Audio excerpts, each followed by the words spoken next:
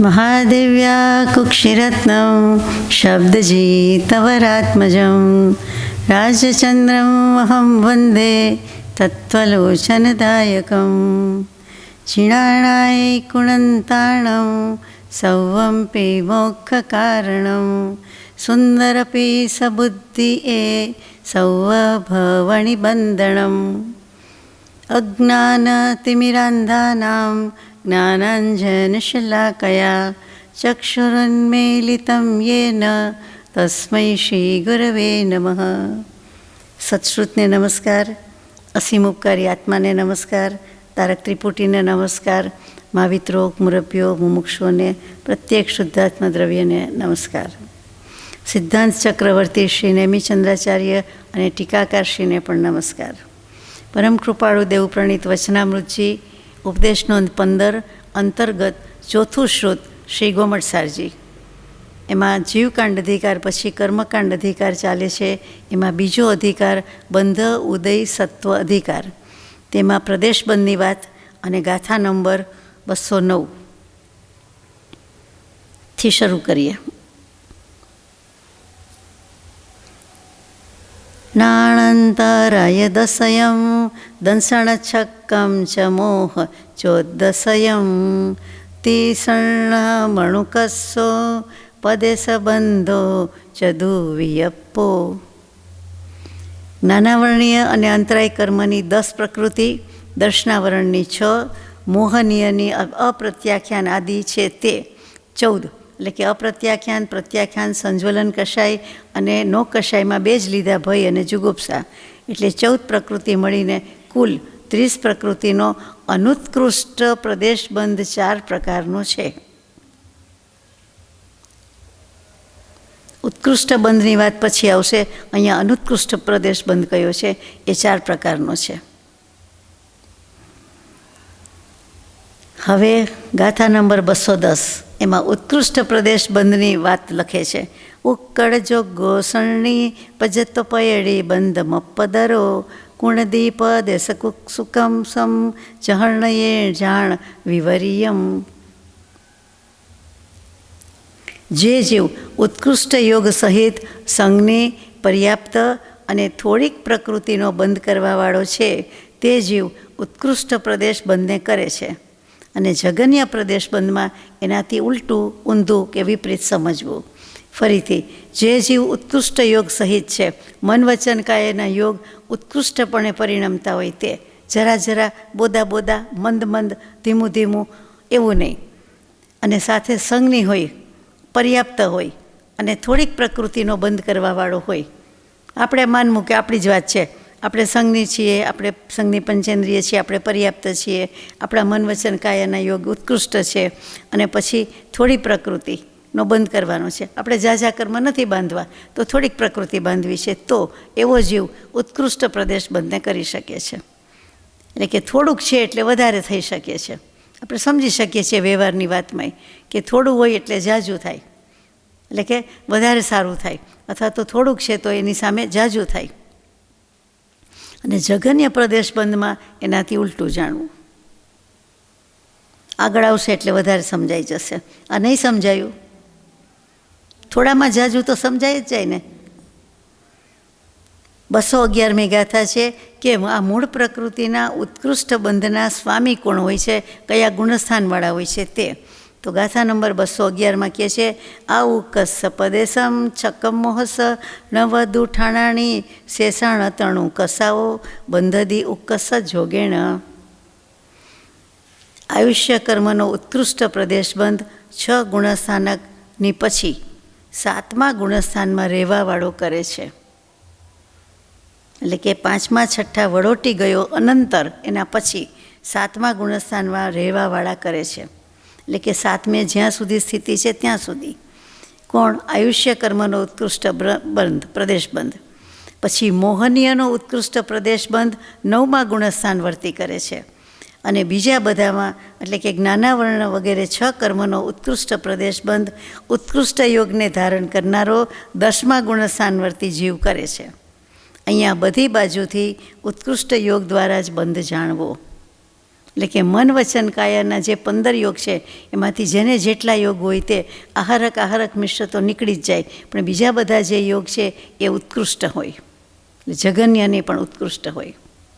મન વચન કાયના યોગનું કામ શું હોય તો કે પ્રેરણા, પ્રોત્સાહન, ઉત્સાહ, વીર્ય, જેનાથી જ કામ લેવાનું છે. તમે જાણો ને પ્રદેશ બંધ તો કેવી રીતે થાય. આપણને પ્રદેશ બંધ એટલે કર્મની સાથેની જ વાત છે, તો પ્રદેશ બંધ કેવી રીતે થાય છે?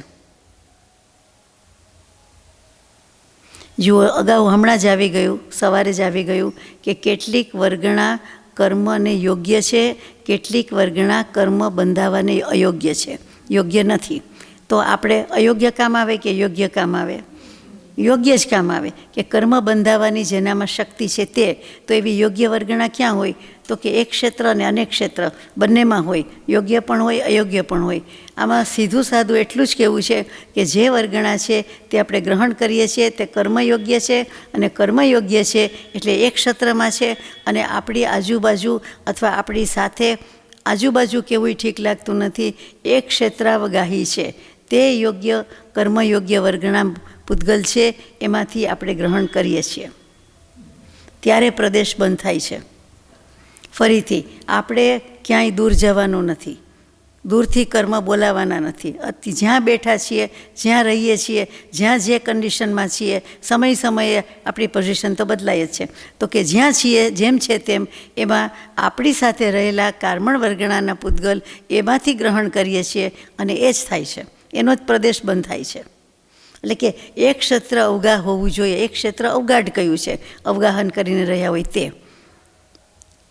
બીજી રીતે કહું કે અગ્નિ પ્રગટાવવાનો છે, પ્રગટાવી દીધો, પછી એની આજુબાજુ વસ્તુ છે બાળવાની છે, આટલી વસ્તુ બાળવાની, તે એ વસ્તુ એમાં નાખીએ તો થાય ને, અથવા એની બાજુમાં રાખીએ તો થાય ને, એકદમ ક્લોઝેસ્ટ કોન્ટેક્ટ હોય તો થાય ને. હું દૂર રાખું, 1 ફૂટ દૂર રાખું તો ન પણ થાય, અને ઘણા માઇલને ફૂટ દૂર હોય તો સવાલ જ નથી. પણ જેટલું દૂર એટલું શક્યતા ઓછી. આમાં તો એક ક્ષેત્રાવગાહી હોય તો જ થાય, બાકી નહીં. બાકીની પૂતગલ વર્ગણા એ ગ્રહણ કરી શકતો નથી.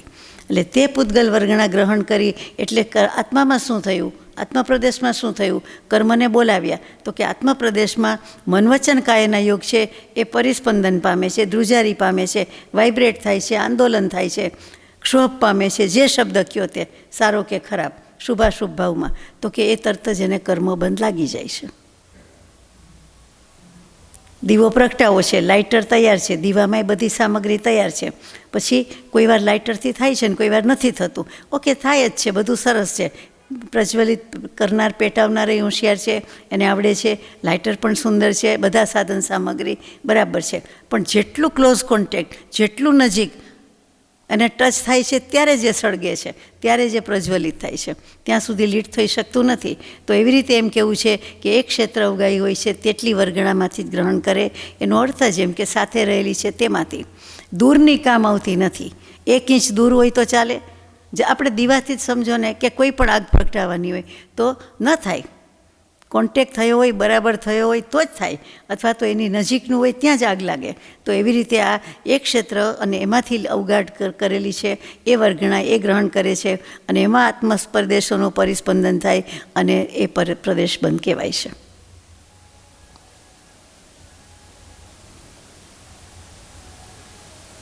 કેવા ભાવ કરે છે સારા નરસા, તીવ્રતા, એ અનુભાગ બંધમાં જાય છે. કયું બાંધવાનું છે? પ્રકૃતિ બંધ થાય છે, અને આ તો પ્રદેશ બંધની વાત છે. એટલે દળની જ વાત આવી, વોલ્યુમની જ વાત આવી. એટલે જ્યાંથી ક્યાંથી લાવે તો કે બાજુમાં છે, સાથે છે, એમાંથી જ કરે છે.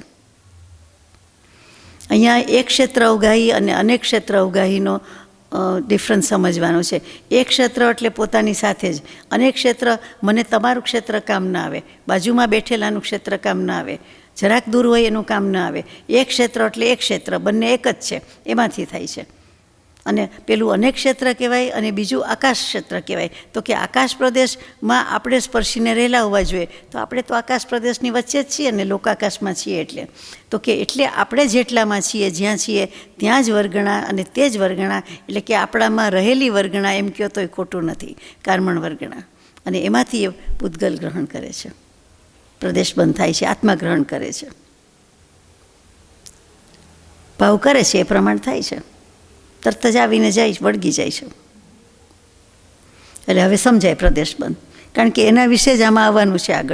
આગળ જઈએ કે ઉત્કૃષ્ટ બંધના સ્વામી કોણ છે, કયા ગુણસ્થાનવાળા છે. તો આપણે વાંચ્યું કે આયુષ્ય કર્મનો પ્રદેશ બંધ 6 ગુણસ્થાનકને અનંતર, એટલે એના પછી 7મા ગુણસ્થાનકમાં રહેવાવાળો કરે છે. એટલે કે 6ઠામાં હોય ત્યારે નહીં, પણ 6માંથી 7મામાં જાય. આપણે જાણીએ છીએ કે ઝૂલા ખાય છે કે 6ઠાથી 7મે જાય, 7મેથી 6ઠે, એટલે 7મામાં જ્યારે સ્થિતિ હોય ત્યારે જ એ બાંધી શકે છે. તો આયુષ્ય કર્મનો ઉત્કૃષ્ટ પ્રદેશ બંધ ત્યારે બાંધે છે. પછી મોહનીય કર્મનો ઉત્કૃષ્ટ પ્રદેશ બંધ 9મા ગુણસ્થાનવાળો કરે છે, અનિવૃત્તિકરણવાળો કરે છે. શેષ બચી ગયા તે જ્ઞાનાવરણ આદિ 6 કર્મ, એનો ઉત્કૃષ્ટ પ્રદેશ બંધ ઉત્કૃષ્ટ યોગ ધારણ કર્યો હોય તેવા 10મા ગુણસ્થાનકવર્તી જીવ કરે છે. અહીંયા ભાર કયો છે? ઉત્કૃષ્ટ યોગ દ્વારા જ આ બંધ કરી શકે છે અથવા જાણવો. 7મું, 9મું, 10મું. હવે ગાથા 212, 13, 14 સાથે છે અને વિશેષકમ કહેવાય છે. એટલે કે 3 ગાથાનું જોડકું ન કહેવાય ત્રિપુટી, તો કે 3 ગાથા 3 શ્લોક સાથે હોય ત્યારે એને વિશેષકમ કહેવાય, વિશેષક કહેવાય. અને યુગ્મ હોય ત્યારે 2 શ્લોકનું જોડકું સાથે હોય, યુગલ કે યુગ્મ. અને કુલક આવે ત્યારે 5 થી 15 શ્લોક સુધી જઈ શકે છે, તો એને કુલક કહેવાય. પછી આપણે 6-7 શ્લોક એકવાર આવી ગયા છે. કોઈ પણ જગ્યાએ નિયમ લાગુ પડે છે. હવે ઉત્તર પ્રકૃતિમાં ઉત્કૃષ્ટ પ્રદેશ બંધના સ્વામી કોણ છે તે કહેવાનું છે આ 3 ગાથામાં. ગાથા નંબર 212. 17 સુહુમ સરાગે પંચેણી યેટિમિ દેશગે તદિયમ અયદે બીદિય કસાયમ હોદિહુ કસદવમ તું. એક ગાથાનું લઈએ, ત્રણેય સાથે વાંચ્યું હોય તો સાથે વાંચીએ. છન્નો કસાહિણી દાપયલા તિથમ ચ સમ્મગો યજદી सम्मो वामो तेरम रणसुर आउ असादम તું.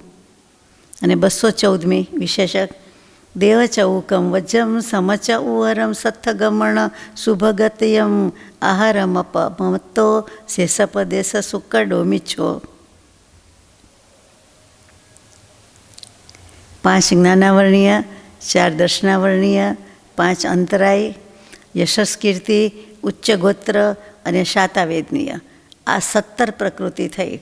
ફરીથી 5 જ્ઞાનાવર્ણીય, 5 ને 4 દર્શનાવર્ણીય, 9, 9 ને 5 14 અંતરાય, પછી 15મી યશસ્કીર્તિ, 16મું ઉચ્ચ ગોત્ર, 17મું શાતાવેદનીય.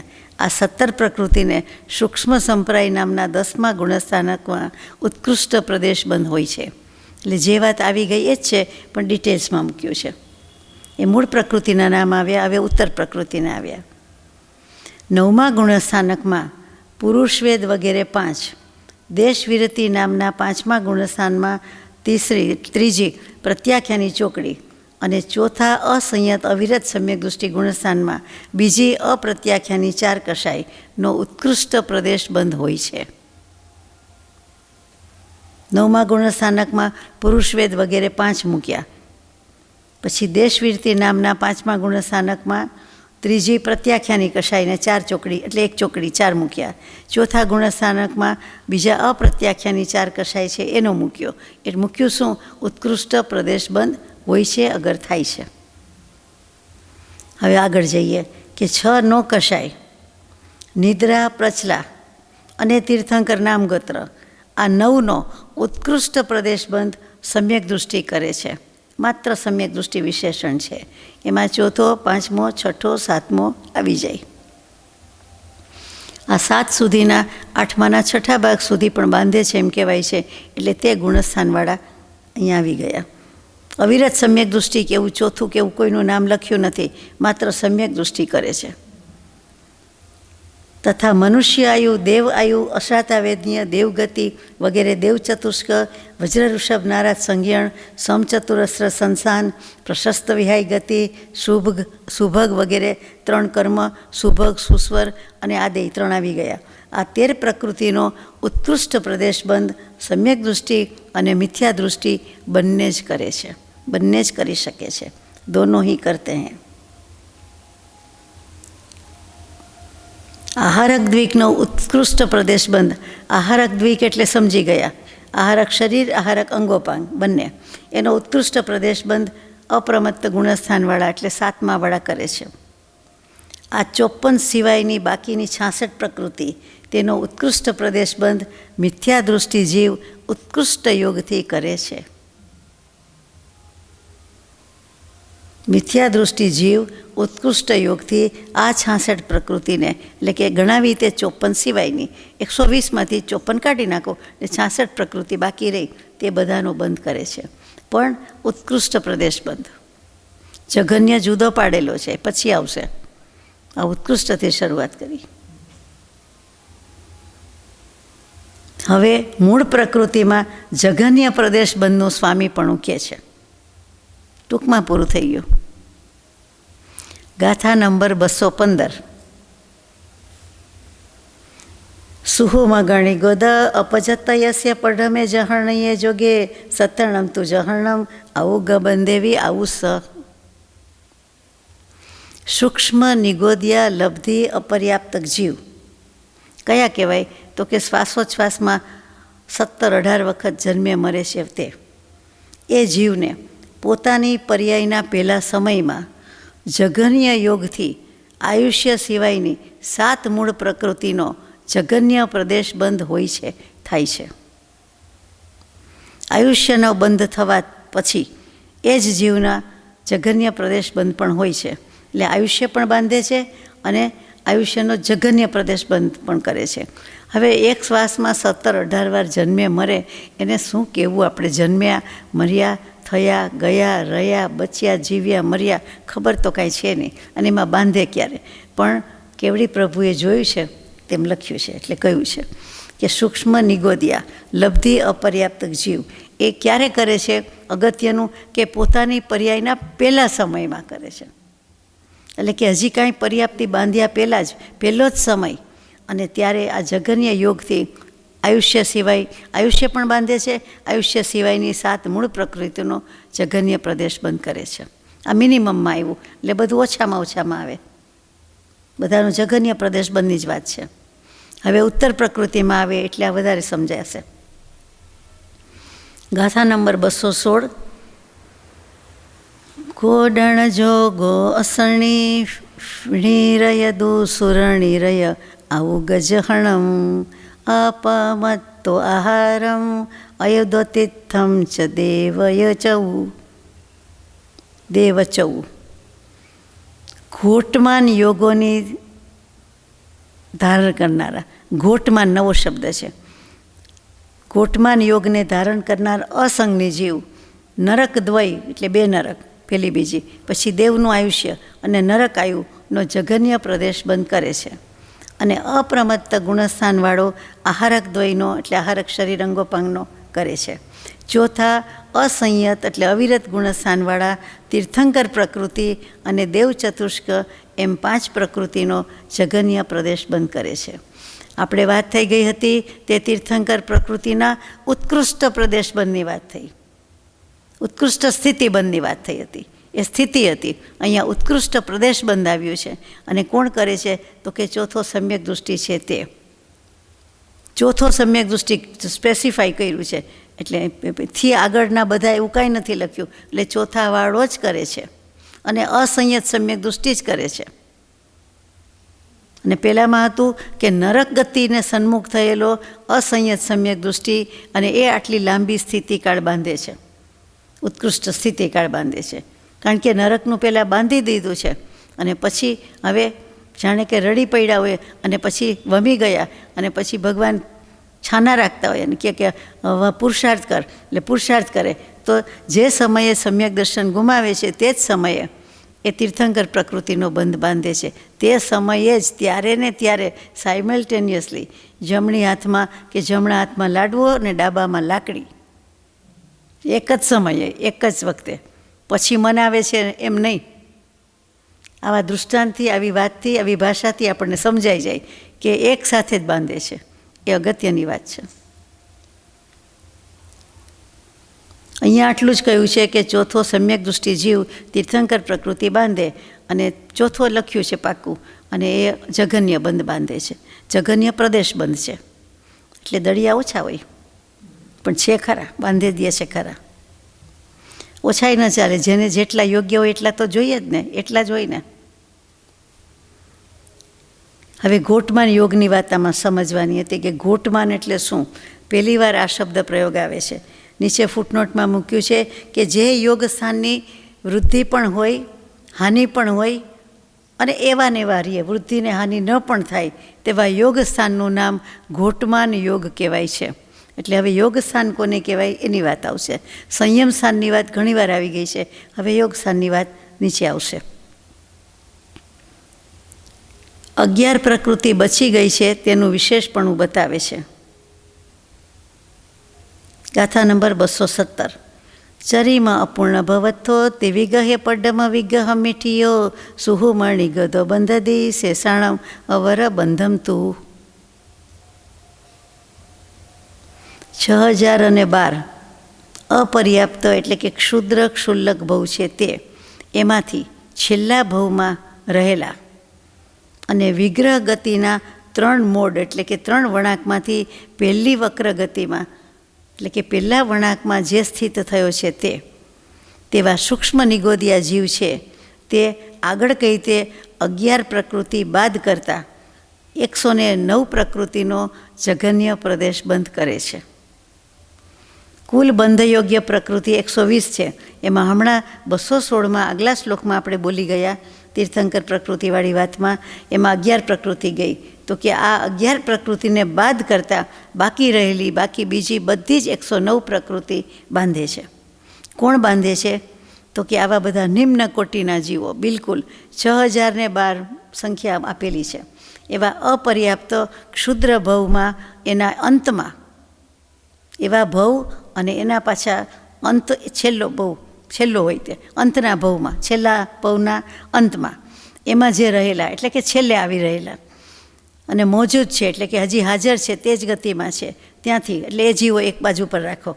પછી વિગ્રહ ગતિ કોને કહેવાય? તો કે એક દેહ છોડીને બીજા દેહમાં જાય છે ત્યારે જે ગતિ કરે છે તેને વિગ્રહ ગતિ કહેવાય છે. અને અવિગ્રહ ગતિ કોને કહીએ? તો કે વિગ્રહ એટલે શરીર, જેને ફરી શરીર લેવાનું છે અને વળાંક લેવાના છે એને કારણે તે વિગ્રહ ગતિ છે. અવિગ્રહ ગતિ એટલે એને એવા વળાંક લેવાના નથી અથવા એવા શરીર લેવાના નથી, એ અવિગ્રહ ગતિ કહીએ. એટલે રુજુ ગતિ કહીએ સાદી ભાષામાં, સરળ સીધી શ્રેણીમાં જાય છે તે. તો સિદ્ધ ભગવાન જે થવાના છે તદ્ભવ મોક્ષગામી જીવ છે એની તો સીધી શ્રેણી હોય જ આકાશ પ્રદેશની, 100% હોય. પણ સંસારી જીવને પણ 2 શ્રેણી હોય છે, એક વળાંકવાળી અને એક વળાંક વિનાની. એટલે રુજુ ગતિમાંથી પસાર થનારા કે જનારા જીવો પણ છે, હંમેશા છે. હમણાં છે નિયમ છે એવું નથી, કાયમનો નિયમ છે, સદાનો શાશ્વતો નિયમ છે. એટલે કે શ્રેણીમાં 2 ભાગ પડી જાય છે આટલા ગતિના, વિગ્રહ ગતિ ને અવિગ્રહ ગતિમાં. તો અહીંયા જે કહી દીધું છે તે શું કહી દીધું કે 3 મોડ લે એટલે કે 3 સમય 4 સમયમાં એને જન્મ લઈ લેવાનો છે. તો 3 વળાંકમાં બીજો ત્રીજો વળાંક ન ચાલે. પહેલો વળાંક જે છે 3 મોડ મેં છે પહેલી વક્ર ગતિ, એમાં જે ઠહરા હુઆ એટલે કે જેનો હજી સ્થિતિ પહેલા વળાંકમાં છે. હવે એક સમયમાં શું સ્થિતિ કેવી, પણ એમ કહો ને પહેલા સમયમાં રહેલો એમ, તો કે એ જે જીવ છે સૂક્ષ્મ નિગોદીઓ જીવ છે તેને પણ આ લાગુ પડે છે. એટલે કે સૂક્ષ્મ નિગોદિયા જીવ અને 6012 ક્ષુદ્ર ભવમાંથી જેનો છેલ્લો ભવ છે તે, એમાં જે રહેલા છે તે. એટલે કેટલું સૂક્ષ્મ કહ્યું. આ 2 જીવ શું કરે છે, ક્યાં જાય છે, કેમ છે, એની પણ વાત લખી કે 109 પ્રકૃતિનો એ જઘન્ય પ્રદેશ બંધ કરે છે. આ જીવોને તો કાંઈ ભાનેય નથી ને ખબરેય નથી, અને કેવડી પ્રભુને બધી ખબર છે, બધું જ જ્ઞાન છે. એટલે એમને એમ થાય કહી દેવું જોઈએ, લખી દેવું જોઈએ. હવે પ્રકૃતિ અને પ્રદેશ બંધનું કારણ જે યોગ સ્થાન છે એટલે મન વચન કાયના યોગ આપણે કહ્યા તે જ, તેનું સ્વરૂપ, તેની સંખ્યા અને તેના સ્વામી હવે પછીની બધી ગાથાઓમાં કહેવામાં આવે છે. કેટલી ગાથામાં? 43 ગાથામાં. ધીમે ધીમે આવશે બધું. યોગ સ્થાનના પહેલાં તો પ્રકાર આવશે, 3 પ્રકાર છે તે જોઈએ. ગાથા નંબર 218. જોગઠ્ઠાણાથી વિહા ઉપવાદેયંત વઢ્ઢી પરિણામા ભેદા એકે કંપી 14 ભેદા પૂર્ણોતિ વિહા. ઉપપાદ યોગ સ્થાન, એકાંત વૃદ્ધિ યોગ સ્થાન અને પરિણામ યોગ સ્થાન, આ પ્રકારના 3 યોગ સ્થાન છે. અને એક એક ભેદના પાછા 14 જીવ સમાસ પ્રમાણે ભાગ પડે છે. એ આગળ આવે છે. યાદ રાખજો નામ: ઉપપાદ, એકાંત વૃદ્ધિ અને પરિણામ. આ 14 પણ સામાન્ય, જઘન્ય અને ઉત્કૃષ્ટોની અપેક્ષાએ 3 પ્રકારના છે. તેમાં સામાન્યની અપેક્ષાએ 14 ભેદ, સામાન્ય અને જઘન્યની અપેક્ષાએ 28 ભેદ અને જઘન્ય અને ઉત્કૃષ્ટની અપેક્ષાએ 42 ભેદ થાય છે. 14, 14, 14, 14 તરી 42 પણ જુદી રીતે ગણવાના છે. હવે ગાથા નંબર 219માં ઉપપાદ યોગ સ્થાનનું સ્વરૂપ કહે છે. ઉપપાદ એટલે કયું? તો કે નારક દેવાનામ ઉપપાત. નારકો અને દેવોને ઉપપાત જન્મ હોય છે. એટલે મનુષ્યો તિર્યંશની જેમ ગર્ભ જ નથી, માતા પિતાના સંયોગની જરૂર નથી. તેવી રીતે એની મેળે જન્મી જાય છે, અશુચિમાં જન્મી જાય છે. એવા કોઈ સમૂર્છિમ જીવ એવા એ પણ નથી. તો એ સિવાયનો જે ત્રીજો જન્મ કયો તે ઉપપાત જન્મ છે. એટલે કે ઇઝીલી અવેલેબલ, રેડીલી અવેલેબલ, એવા ને એવા તૈયાર બેઠા થઈ જાય છે, ઊભા થઈ જાય છે, તે એ ઉપપાત. એટલે તરત જ ઊભા થઈ જવું તે.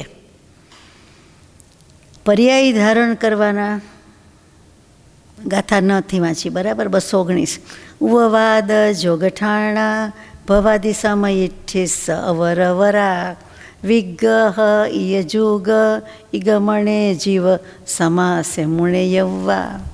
મુણેયવ્યા એટલે મંતવ્ય, જ્ઞાયવ્વા એટલે જ્ઞાતવ્ય. પર્યાય ધારણ કરવાના પહેલા સમયમાં જે જીવ છે તે ઉપપાદ યોગ સ્થાન કહેવાય છે. એનો પહેલો જ સમય. ઉપપદ્યતે એટલે જ જીવ દ્વારા જે પર્યાયના પહેલા સમયમાં પ્રાપ્ત થાય તે. પહેલી સેકન્ડ કહીએ ને આપણે, ઝબકારો થાય એ જ સેકન્ડે, એક સમયે, એવી રીતે સીધો ઉપપાદ જન્મી જાય છે તે, એ ઉપપાદ કહેવાય.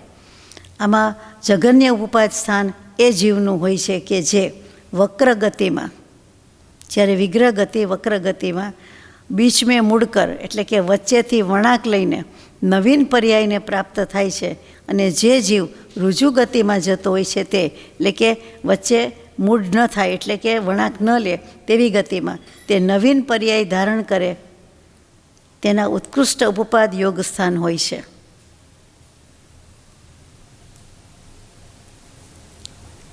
વક્ર ગતિમાં નવીન પર્યાયને પ્રાપ્ત થાય, વિગ્રહ ગતિ વક્ર ગતિમાં, એટલે જેને વળાંક લેવાનો છે તે, એ પહેલાં પર્યાય પહેલેમાંથી જ્યાંથી વળાંક લે છે ત્યાંથી જ, પછી જે રુજુ ગતિમાં છે એ નવીન પર્યાય ધારણ કરે ત્યારે, એટલે કે જેવો ઊભો થાય છે જ્યાંથી પણ આવતો હોય ત્યાંથી, આ બાજુથી આવે કે આ બાજુથી આવે, આ ગતિમાંથી આવે કે આ ગતિમાંથી આવે, પણ જેવો પહેલો સમય છે ત્યારે જે ઊભો થઈ જાય છે, બેઠો થઈ જાય છે, જે કયો તે જન્મી જાય છે, એને ઉપપાદ અથવા ઉપપાત જન્મ કહેવામાં આવે છે.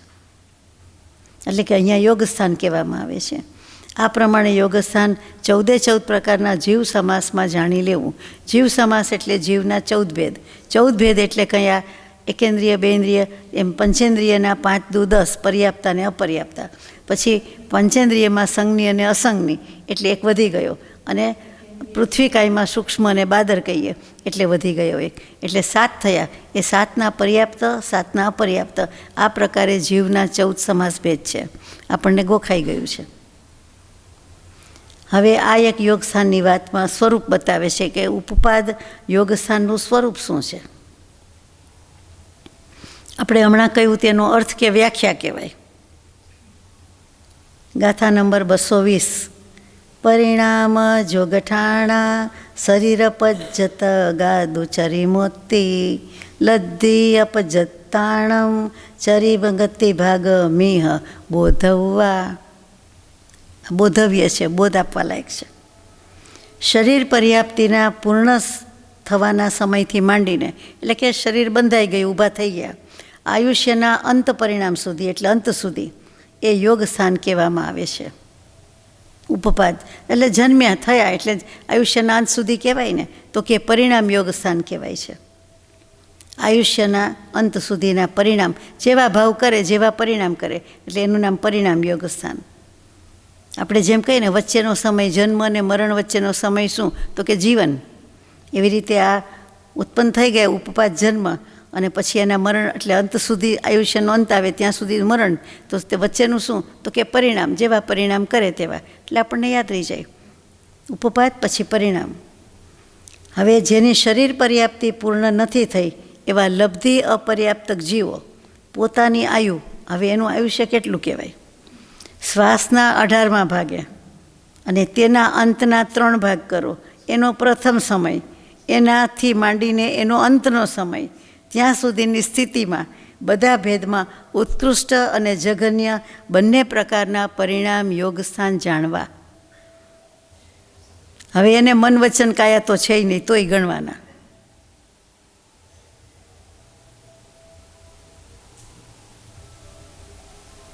પર્યાપ્તિ તો બાંધી જ ને. ફરીથી વાંચું. લબ્ધિ અપર્યાપ્ત જીવ એની પોતાની આયુષ્ય, તો કે કેટલું, તો કે શ્વાસનો, એક શ્વાસનો 18મો ભાગ, આપણે જે 17.5 કહીએ છીએ તે જ. એના અંત, એના 3 ભાગ કર્યા. એનો પ્રથમ સમય લીધો, થી માંડીને એનો અંતનો સમય લીધો. ત્યાં સુધીની સ્થિતિમાં બધા ભેદમાં ઉત્કૃષ્ટ અને જઘન્ય બંને પ્રકારના પરિણામ યોગ સ્થાન જાણવા.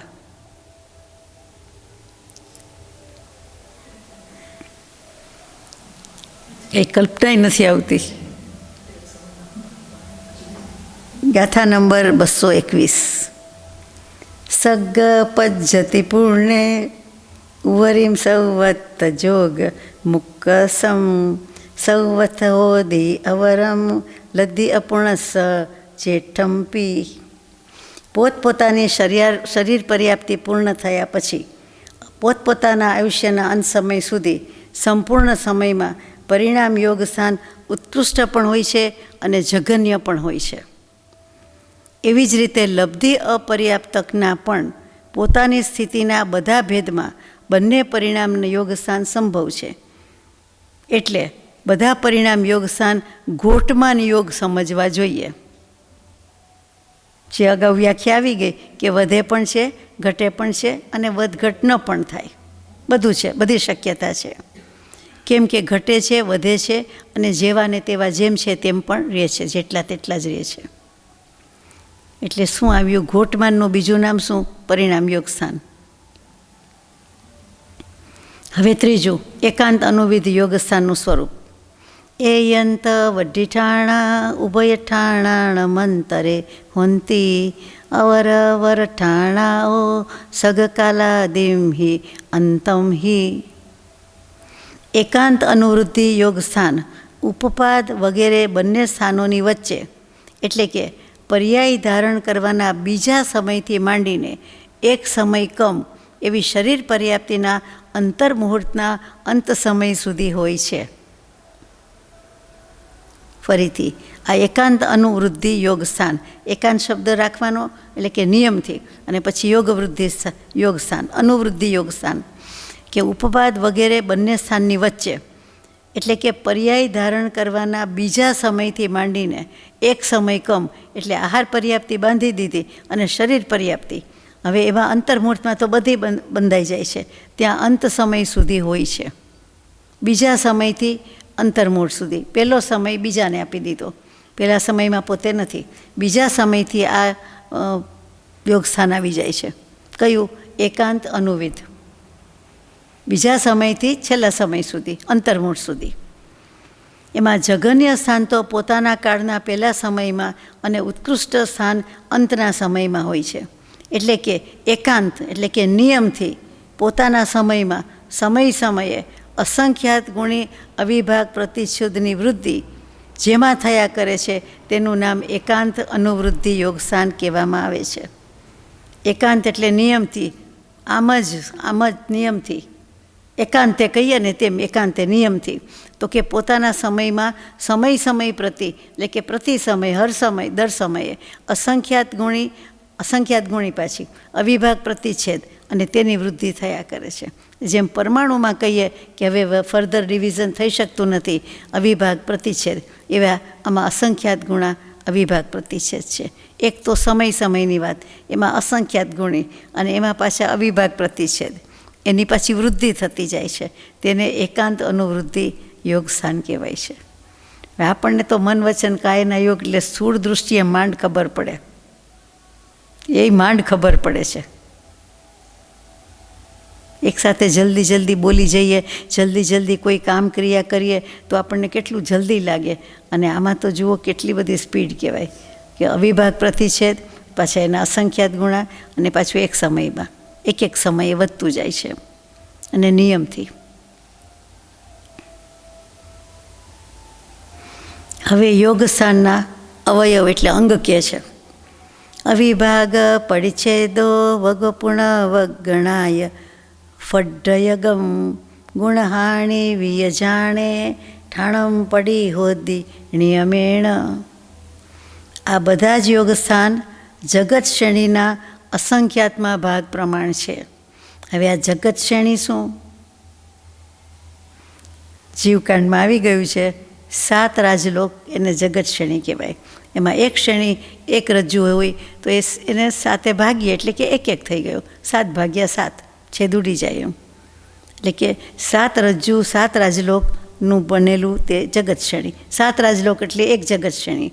એક શ્રેણી કેવું હોય તો એક સપ્તમાંશ કહીએ, એક રાજુ કહીએ, એક રાજલોક કહીએ, રજુલોક કહીએ, જે કયો તે. ટૂંકમાં 7 રાજલોક એના અસંખ્યાતમાં ભાગ પ્રમાણે છે.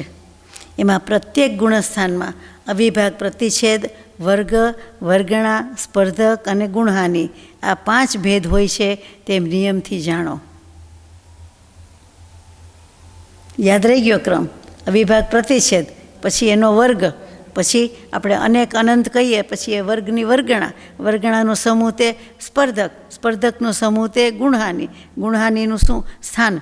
અહીંયા સ્થાન નથી લખ્યું, આ 5 ભેદ કીધા છે, કારણ કે સ્થાનની તો વાત છે, યોગ સ્થાનની તો વાત ચાલે છે. હવે એનું સ્વરૂપ કહે છે. પલ્લા સંખ્ય જદીમાં ગુણહાણી સલ્લા હવંતે ગીઠાણે ગુણહાણી ફડ્યાઓ અસંખ્ય ભાગમ તું શેઢીએ. શેઢી એટલે શ્રેણી, ખેતરના શેઢે કહે એ નહીં, આ શેઢી. શેઢી એટલે શ્રેણી, શ્રેણી એટલે નિહિસરણી, એટલે નિશ્રેઢી એમ. એના પરથી સીડી થઈ ગયું. નિસરણી લાવો એમ ન કહે, સીડી લાવો. સીડી શું? વાગવા સાંભળવાની સીડી, ડીવીડી નહીં તો કઈ સીડી? સીડી એટલે નિસરણી, પગથિયા, દાદર ચડવાનું એમ. પણ શેઢી ઉપરથી સીડી શબ્દ આવ્યો, અને શ્રેણી પરથી શેઢી થઈ ગયું. તો આપણે વાત કરતા હતા યોગસ્થાનની. યોગસ્થાનમાં, એક યોગસ્થાનમાં ગુણહાનિની શલાકા. અહીંયા શલાકાનો અર્થ વિભાગ કરવો, એના કરતાં સંખ્યા કરવો, નંબર. પલ્યના અસંખ્યાતમાં ભાગ પ્રમાણે છે. ફરીથી એક યોગસ્થાનમાં ગુણહાનિની શલાકા સંખ્યા પલ્યના અસંખ્યાતમાં ભાગ પ્રમાણે છે. પલ્ય એટલે પલ્યોપમ, અને સાગર એટલે સાગરોપમ. કોઈ વાર એકલું સા લખેલું આવે તો સાનો બીજો કોઈ અર્થ નથી થતો, 2 થાય. એમાં એક સાગરોપમ જો લાગુ પડતું હોય તો, અને બીજું સા એટલે સાંપ્રદાયિક, લાંબુ છે. યુએસ સ્ટાઇલ કર્યું, તેમાં અમેરિકન સ્ટાઇલ છે. સાંપરાય કે સંપ્રતિક એવું નામ હોય તો સામ થઈ જાય ને, એવી રીતે. આ નાના ગુણહાનિનું પ્રમાણ છે. નાના એટલે વિવિધ, અને એક ગુણહાનિમાં સ્પર્ધક જગત શ્રેણીના અસંખ્યાતમાં ભાગ પ્રમાણે છે. જગત શ્રેણી એટલે મેં શું કહ્યું? 7 રાજલોક, 7 રજ્જુ. અને ક્રમ તો આપને યાદ રહી જ ગયો બધાને. અવિભાગ પ્રતિછેદ, વર્ગ, વર્ગણા, સ્પર્ધક, ગુણહાનિ અને સ્થાન. ગાથા નંબર 225. ફડ્ડયગે એકે વગણ સંખા હુતત્યા લાવા એક વગણાએ અસંખ્ય પદર હુવગ્ગા. ઓ, એક સરખા શબ્દમાંથી જ કામ લીધેલું છે, એક થોડાક જ લેટર્સમાંથી. વગ્ગાઓ, વર્ગ. એક સ્પર્ધકમાં વર્ગણાની સંખ્યા જેટલી છે કેટલી છે? તો કે જગત શ્રેણીના અસંખ્યાતમાં ભાગ પ્રમાણે જ છે. ઉતની હી ભાર મૂક્યો છે. એક એક સ્પર્ધકમાં વર્ગણાની સંખ્યા એટલી જ છે કેટલી જગત શ્રેણીના અસંખ્યાતમાં ભાગ પ્રમાણે. પણ જગત શ્રેણી એટલે જ કેટલું મોટું? 7 રાજલોક, એટલે 14 રાજલોકમાંથી અડધી સૃષ્ટિ, અડધી દુનિયા, અડધું વિશ્વ, અને એના અસંખ્યાત ભાગ પ્રમાણ. અસંખ્યાત પ્રમાણ નહીં, અસંખ્યાત મો ભાગ. પણ તોય શું, કેટલું બધું થાય. અને એક એક વર્ગણામાં અસંખ્યાત જગત પ્રતર પ્રમાણ વર્ગ છે. હા, જગત પ્રતર. જગત શ્રેણી આવ્યું હતું, હવે જગત પ્રતર આવ્યું. જગત પ્રતર એટલે જગત શ્રેણીનો વર્ગ. 5 × 5 એટલે 5નો વર્ગ કહેવાય. 7 × 7 7નો વર્ગ. 16 × 16 16નો વર્ગ. એવી રીતે જગત શ્રેણીનો વર્ગ એટલે જગત પ્રતર કહેવાય. જગત શ્રેણીનો વર્ગ એટલે શું થયું? 7 × 7 49. જગત શ્રેણી એટલે 7 રાજલોક, અને એનો વર્ગ એટલે 49 રાજલોક. તો 49 રાજલોક એટલે ઘન રજ્જુ મારે બોલવું જોઈએ, અને એકલું રજ્જુ બોલવું જોઈએ અહીંયા. અને 49 પછી 7નો ઘન કહીએ. જગત શ્રેણી આવી ગઈ, જગત પ્રતર આવી ગયું. પછી જગત ઘન કહે છે તો કે એટલે ઘન કરવાનો, એટલે 7 × 7 × 7 એટલે 343 ઘન રજ્જુ પ્રમાણ આખો લોક છે. આપણે જાણીએ છીએ 3 લોક ત્રિભુવન, એને રજ્જુમાં કેવું હોય 14 રાજલોક, પછી રજ્જુમાં કેવું હોય તો 343 ઘન રજ્જુ પ્રમાણ.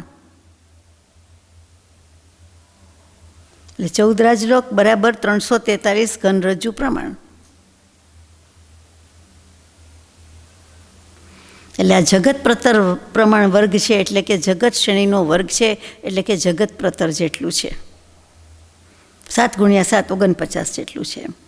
49 રજ્જુ જેટલું છે. ગાથા નંબર 226. એક એક પૂર્ણવગ્ગે અસંખ્ય લોગા હવંતી અવિભાગા અવિભાગ સપમાણમ જહણ ઉઢ્ઢી પદેશાણમ. એક એક વર્ગમાં અસંખ્યાત લોક પ્રમાણ અવિભાગ પ્રતિષેધ હોય છે. સાચી વાત છે. એક એક વર્ગ એમાં અસંખ્યાત લોક પ્રમાણ અને અવિભાગ પ્રતિષેધ હોય છે. કારણ કે અવિભાગ પ્રતિષેધ અનંત હોય ત્યારે તેનો વર્ગ થાય છે. આ બીજી રીતે કીધું કે એક વર્ગ એટલે આટલા પ્રતિષેધ હોય છે. બરાબર છે. અને અવિભાગ પ્રતિષેધનું પ્રમાણ પ્રદેશોમાં જઘન્ય વૃદ્ધિ સ્વરૂપ જાણવું. અવિભાગ પ્રતિષેધનું પ્રમાણ કેવી રીતે હોઈ શકે? અનંતા પૂતગલ પરમાણુ એમ જ કહેવું પડે ને, બીજું શું આવડે? બીજું શું કહીએ? જેનો ભાગ જ નથી પડી શકતો એને માપવાના, તોલવાના, જોખવાના થાય કેવી રીતે? ત્યાં તો અલ્ટિમેટ બધું આવી ગયું, છેલ્લું પોઈન્ટ આવી ગયું. પછી શું? ડેડલાઇન આવી ગઈ, જે કયો તે. પછી કાંઈ છે જ નહીં. તો કે એનું પ્રમાણ પ્રદેશોમાં જઘન્ય વૃદ્ધિ સ્વરૂપ જાણવું.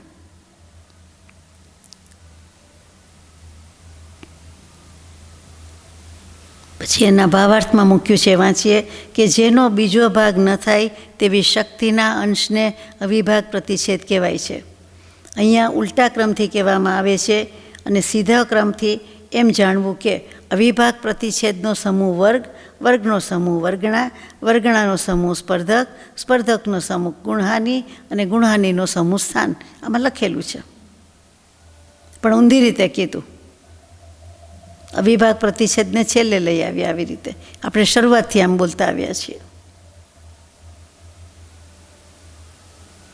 હવે 227મી ગાથામાં એક યોગ સ્થાનમાં બધા સ્પર્ધક વગેરેનું પ્રમાણ કેટલું છે તે બતાવે છે.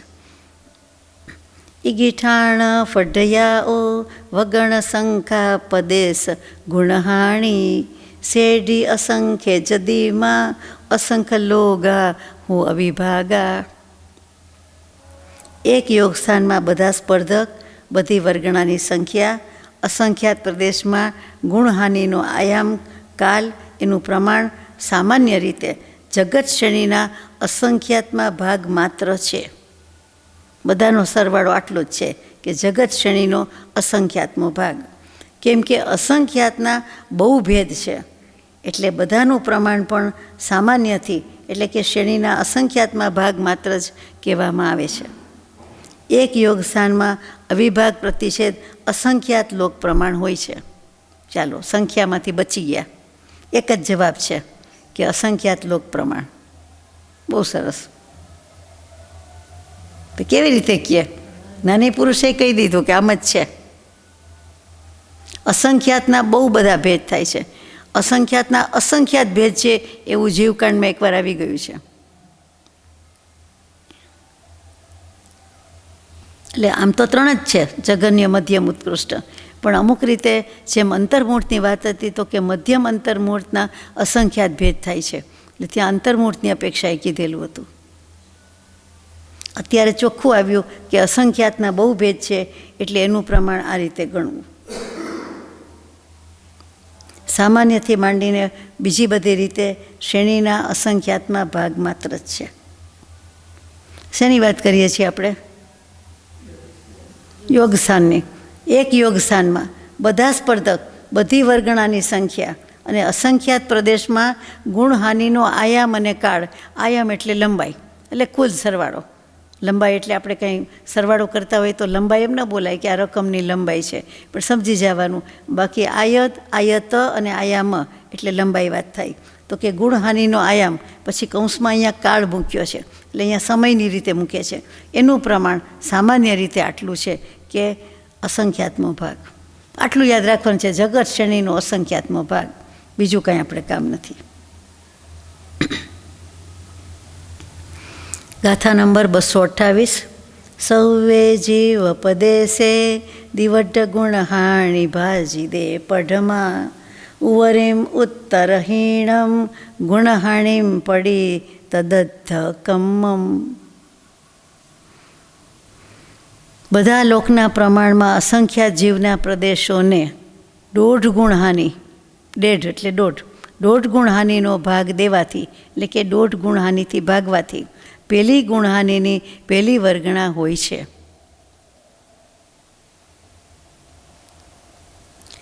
અહીંયા ગુણહાનિ એટલે આપણે આવી ગયું કે સ્પર્ધકનો સમૂહ તે ગુણહાનિ એની સાથે લેવાનું છે.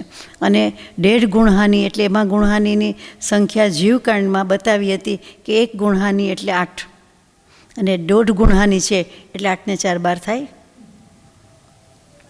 એવી રીતે એના પછી એક ચય ઘટાડવાથી દ્વિતીય આદિ વર્ગણાઓનું પ્રમાણ થાય છે. એટલે આ એક વર્ગણાનું માપ કીધું, પછી બીજી વર્ગણા વગેરેનું પ્રમાણ કેવી રીતે? તો કે એક ચય ઘટાડવાથી, એક ચય ઘટાડવાથી. ચય એટલે તો સમૂહ થાય. પ્રચય કહીએ તે પ્રદેશોનો સમૂહ કહીએ, નિશ્ચય કહીએ, પ્રચય કહીએ, ચય કહીએ, ચયાપચય કહીએ, આ બધા શબ્દ આવે. ટૂંકમાં ચય એટલે તો સંગ્રહ કે સમૂહ થાય. અહીંયા ચયનો અર્થ શું કરવો? એક ચય ઘટાડવાથી, એટલે કંઈક સંખ્યાની વાત આવી.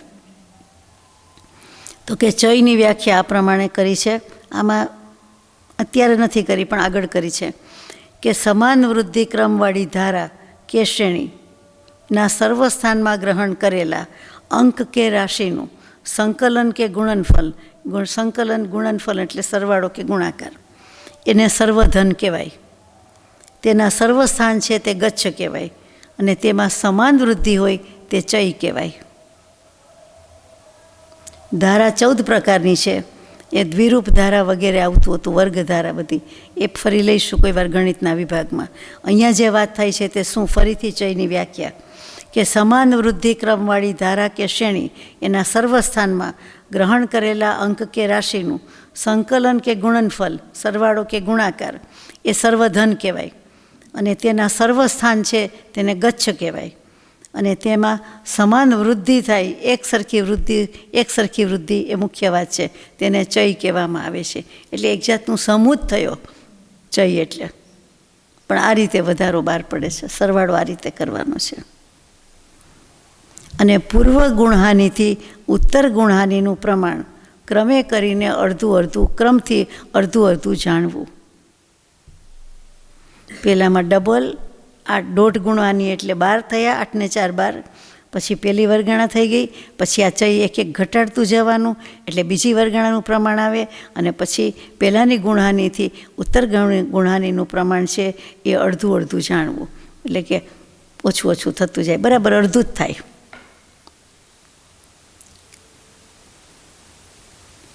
આ સિદ્ધાંત ચક્રવર્તી, ગણિત ચક્રવર્તી પણ છે જ. ગાથા નંબર 229. ફડ્ડય સંખાહિ ગુણમ જહર્ણવગમ તુ તત્થાદી બિદિયાદિ વગણાણમ વગા અવિભાગ અહિયકમા. જઘન્ય વર્ગને પોતપોતાના સ્પર્ધકની સંખ્યાથી ગુણાકાર કરવાથી તે ગુણહાનિની પેલી વર્ગણાનું પ્રમાણ હોય છે અને બીજી વર્ગણા, બીજીથી માંડીને બધી બીજી વગેરે વર્ગણા ક્રમથી વર્ગમાં એક એક અવિભાગ પ્રતિછેદ વધારવાથી હોય છે. આપણે જે વાત આવી ગઈ, વ્યાખ્યા આવી ગઈ તે જ છે. એટલે આંકડો લઈને બેસવાનું, ધારો કે 2, ધારો કે 4, ધારો કે 16, એટલે આપણને જવાબ મળે કે શું કરવાનું. બધા શબ્દો જાણીતા છે, આપ જાણો જ છો. વર્ગને, ગુણહાનિને, વર્ગણાને, અવિભાગ પ્રતિછેદને એ કરવાનું કીધું. એકડેથી 10 શીખી ગયા પછી કે 2 ને 3નો સરવાળો કરવો, 3 ને 5 ગુણવાના, ને પછી 6 ભાગવાના, ને પછી 8 ઉમેરવાના, જે સરવાળો આવે તે બસ. એવું આમાં છે. હવે અમે અધિક કથન કહેતા નથી, વિસ્તાર કરતા નથી, આ ટૂંકમાં લખ્યું છે. આ જઘન્ય યોગ સ્થાનનું કથન જાણવું, આટલું બસ છે. ગાથા નંબર 230. અંગુલ અસંખ ભાગ પમાણમેત વર ફઢયા વઢી અંતર છક્કમ મુચ્ચા અવરઠાણાદુ ઉક્કસમ. જઘન્ય સ્થાનથી માંડીને ઉત્કૃષ્ટ સ્થાન સુધી 6 અંતર સ્થાનને છોડીને સૂચિ અંગુલના અસંખ્યાતમાં ભાગ પ્રમાણ જઘન્ય સ્પર્ધકની વૃદ્ધિ ક્રમથી જાણવી. જઘન્ય સ્થાનથી ઉત્કૃષ્ટ સ્થાન સુધી જવાનું, એમાં 6 અંતર સ્થાનને છોડી દેવાના. સૂચિ અંગુલના અસંખ્યાતમાં ભાગ પ્રમાણ જઘન્ય સ્પર્ધકની વૃદ્ધિ ક્રમથી જાણવી.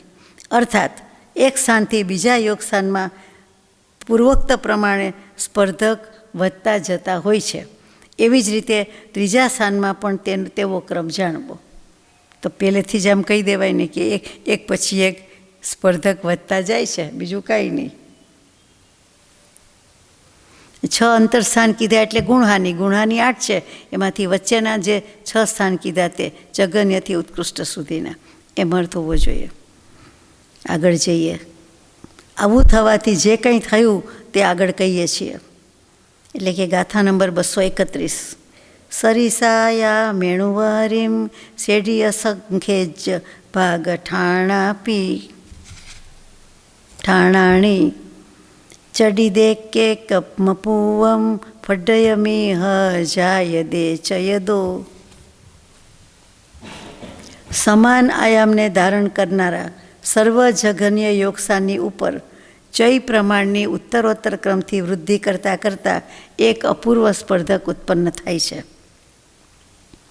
ફરીથી આટલું. સમાન આયામને ધારણ કરવાવાળા સર્વ જઘન્ય એટલે એક સરખી લીટીવાળા, સરવાળાવાળા કે ધારણ કરવાવાળા આયામ એટલે એને ચય પ્રમાણની ઉત્તરોત્તર ક્રમથી વૃદ્ધિ કરતાં કરતાં, ચય પ્રમાણ એટલે હમણાં આવ્યું તે વ્યાખ્યા કરી તે, એની ઉત્તરોત્તર વૃદ્ધિ કરતાં એક અપૂર્વ સ્પર્ધક ઉત્પન્ન થાય છે.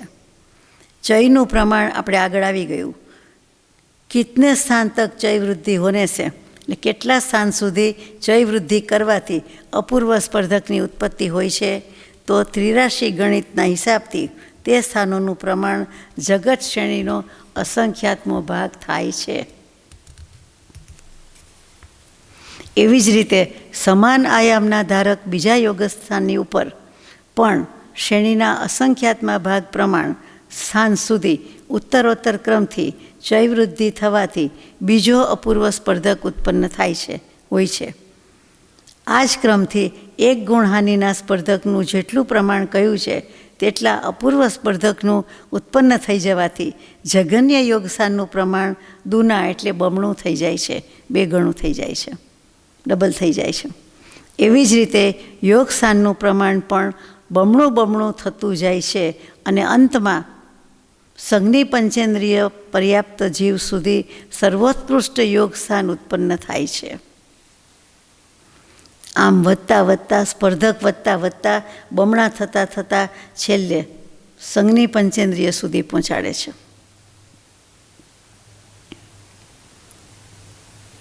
હવે આ વિષયમાં અને ઓર વિશેષ કથન કરવામાં એની પ્રતિજ્ઞા આચાર્ય ભગવંત કરે છે. પ્રતિજ્ઞા તો જાણવી પડશે. ગાથા નંબર 232. એ દેશીમ ઠાણાણમ જીવ સમાસાણ અવરવર વિષયમ 84 દીપ દેહિમ અપાબહુગમ પરુવેમો. આ જે કંઈ યોગસ્થાન કયા છે તેમાં 14 જીવ સમાસના જઘન્ય અને ઉત્કૃષ્ટની અપેક્ષા તથા ઉપપાદ આદિ 3 પ્રકારના યોગની અપેક્ષા 84 સ્થાનમાં હવે અલ્પ બહુત્વનું કથન કરવામાં આવે છે. એટલે કે ઓછા અટકા, મોરલેસ, કયા અલ્પ છે ને કયા બહુ છે, કોનાથી કયા અલ્પ છે ને કોનાથી કયા બહુ છે, એ થોડા ઝાઝાની વાત હવે કહેવામાં આવે છે. પ્રતિજ્ઞા કરે છે કે જે યોગસ્થાન કયા છે તેના 14 જીવ સમાસમાં જઘન્ય ઉત્કૃષ્ટની અપેક્ષાએ અને ઉપપાદ વગેરે 3 પ્રકારના યોગસ્થાનની અપેક્ષાએ એવા 84 સ્થાનમાં અલ્પ બહુત્વ કેવું છે. 84 સ્થાન એટલે 84 જીવીઓની જ હશે ને, 84 લક્ષ જીવીઓની. જઈએ આગળ. ગાથા નંબર 233. સુહુમગલદ્ધિ જહણમ તૃણીવત્તિ જહણયમ તત્તો લદ્ધિ અપૂર્ણકસ્સમ બાદર લદ્ધિ સ અવરમદો. સૂક્ષ્મ નિગોદિયા લબ્ધિ અપર્યાપ્તક જીવોનું જઘન્ય ઉપપાદ સ્થાન સૌથી ઓછું છે, સૌથી થોડું છે. એનાથી સૂક્ષ્મ નિગોદિયા નિવૃત્તિ અપર્યાપ્તક જીવનું જઘન્ય ઉપપાદ સ્થાન પલ્યના અસંખ્યાતમાં ભાગ ગણું છે. એનાથી અધિક સૂક્ષ્મ લબ્ધિ અપર્યાપ્તકના ઉત્કૃષ્ટ ઉપપાદ સ્થાન અને એનાથી અધિક બાદર લબ્ધિ અપર્યાપ્તકનું જઘન્ય ઉપપાદ યોગસ્થાન જાણવું. સૌથી ઓછું સૂક્ષ્મ નિગોદિયા લબ્ધિ અપર્યાપ્તક, પછી એનાથી વધારે સૂક્ષ્મ નિગોદિયા નિવૃત્તિ અપર્યાપ્તક, પછી એનાથી વધારે સૂક્ષ્મ લબ્ધિ અપર્યાપ્ત અને એનાથી વધારે તો કે બાદર લબ્ધિ અપર્યાપ્ત. એટલે જીવ જેમ જેમ વિકાસ કરતો જાય છે તેમ તેમ એના ઉપપાદ યોગ્ય સ્થાન વધતા જાય છે, એમ અર્થ થયો. છેલ્લી ગાથા આજે ગાથા નંબર 234. ણીવત્તિ સુહુમ જેઠમ બાદરણીવત્તિ યસ અવરમ તું બાદર લદ્ધિ સવરમ બિ ઇન્દ્રિય લદ્ધિ ગજહર્ણમ. ફરીથી એનાથી અધિક સૂક્ષ્મ નિવૃત્તિ અપર્યાપ્તક જીવનું ઉત્કૃષ્ટ ઉપપાદ યોગ સ્થાન છે. કોનું? ઉસે અધિક એટલે જે હમણાં કીધું તેનાથી હવે સૂક્ષ્મ નિવૃત્તિ અપર્યાપ્તક જીવનું ઉત્કૃષ્ટ ઉપપાદ યોગ સ્થાન છે. એનાથી અધિક બાદર નિવૃત્તિ અપર્યાપ્તકનું જઘન્ય યોગસ્થાન છે અને તેનાથી બાદર લબ્ધિ અપર્યાપ્તકનું ઉત્કૃષ્ટ યોગસ્થાન વધારે છે અને એનાથી અધિક 2 ઇન્દ્રિય લબ્ધિ અપર્યાપ્તકનું જઘન્ય યોગસ્થાન છે. સંધિ થઈ ગઈ હોય એટલે બરાબર ઉપયોગ રાખીને વાંચવું પડે અને બોલવું પડે કે લબ્ધિ અપર્યાપ્તક એટલે શું? તો કે લબ્ધિ અપર્યાપ્તા. એટલે આ પ્રમાણે બાદરનું બધું વધતું ચાલ્યું, સૂક્ષ્મ કરતાં બાદરની પ્રગતિ થઈ. છેલ્લી કડી લઈએ તો 235મી. બાદરણી વત્તિવરમ ણીવત્તિ બી ઇન્દ્રિયસ અવરમદો એવમ બીતિ તિ ચતિવચ ચૌ વિમણો હોદી ચૌ વિમણો. આના પછી અધિક બાદર એકેન્દ્રિય નિવૃત્તિ અપર્યાપ્તકનું ઉત્કૃષ્ટ યોગસ્થાન છે. એનાથી અધિક 2 ઇન્દ્રિય નિવૃત્તિ અપર્યાપ્તકનું જઘન્ય યોગસ્થાન છે. એવી જ રીતે 2 ઇન્દ્રિય લબ્ધિ અપર્યાપ્તકનું ઉત્કૃષ્ટ અને તે ઇન્દ્રિય લબ્ધિ અપર્યાપ્તકનું જઘન્ય ઉપપાદ સ્થાન. એવી રીતે 2 ઇન્દ્રિય નિવૃત્તિ અપર્યાપ્તકનું ઉત્કૃષ્ટ અને તે ઇન્દ્રિય નિવૃત્તિ અપર્યાપ્તકનું જઘન્ય તેઇન્દ્રિય લબ્ધિ અપર્યાપ્તકનું ઉત્કૃષ્ટ અને ચૌરેન્દ્રિય લબ્ધિ અપર્યાપ્તકનું જગન્ય. નિવૃત્તિ અપર્યાપ્તક તેઇન્દ્રિયનું ઉત્કૃષ્ટ અને નિવૃત્તિ અપર્યાપ્તક ચૌરેન્દ્રિયનું જગન્ય. લબ્ધિ અપર્યાપ્તક ચૌરેન્દ્રિયનું ઉત્કૃષ્ટ અને લબ્ધિ અપર્યાપ્તક અસંગની પંચેન્દ્રિયનું જગન્ય. નિવૃત્તિ અપર્યાપ્તક ચૌરેન્દ્રિયનું ઉત્કૃષ્ટ અને નિવૃત્તિ અપર્યાપ્તકનું અસંગની પંચેન્દ્રિયનું જગન્ય. ઉપાદ યોગસાન ક્રમથી અધિક જાણવું. એ તો સમજી જાય કે 1 થી 2 વધારે, 2 થી 3, 3 થી 4, 4 થી 5, એટલે એમાં લખવા બોલવામાં જ તકલીફ પડે, બાકી તો કાંઈ સમજવામાં તકલીફ નથી. અહીંયા આપણે પૂરું કરીએ છીએ. સહજાત્મ સ્વરૂપ પરમ ગુરુ.